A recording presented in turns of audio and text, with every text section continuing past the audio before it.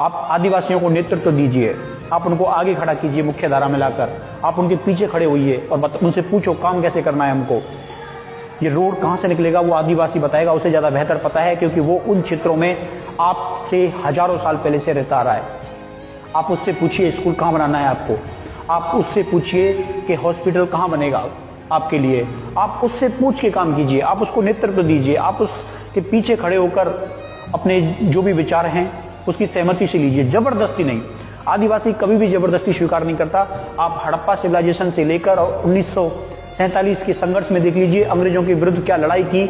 आप संथालों का संघर्ष देखो, आप बिरसा मुंडा का संघर्ष देखो, आप आदिवासियों का संघर्ष देखो। कभी भी अपने देश, अपनी धरती, अपने लोगों से दगाबाजी ना की, चाहे वो मुगल काल हो, चाहे ब्रिटिश काल हो। आप एक उदाहरण ना देखोगे कि किसी आदिवासी ने भारत के प्रति दगाबाजी की हो, एक उदाहरण नहीं मिलेगा आपको। ये लोग देश के प्रति सर्वाधिक वफादार हैं। ये जाति आदिवासियों की कौम जो है इस राष्ट्र के प्रति सबसे आगे की पंक्ति में खड़ी रही विरोध में। अंग्रेजों के लाखों पर इन्होंने ठुकरा दिए, तब भी इन्होंने अपनी जल जंगल जमीन अंग्रेजों को ना दी। आप 1857 की क्रांति से पहले संघर्ष इनका पढ़ते हैं, संथालों का संघर्ष पढ़ते हैं, अंग्रेजों से भी खूब लड़े और आज भी लड़ रहे हैं। तो मैं हमेशा कहता हूं कि आप उनको नेतृत्व दीजिए।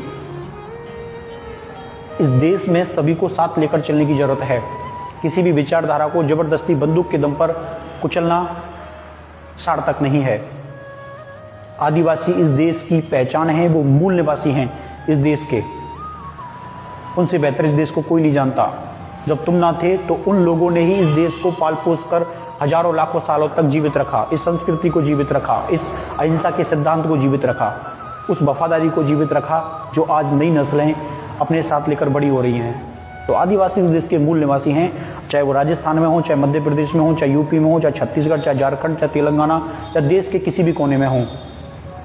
उनकी वफादारी पर कभी भी किसी को शक नहीं होना चाहिए।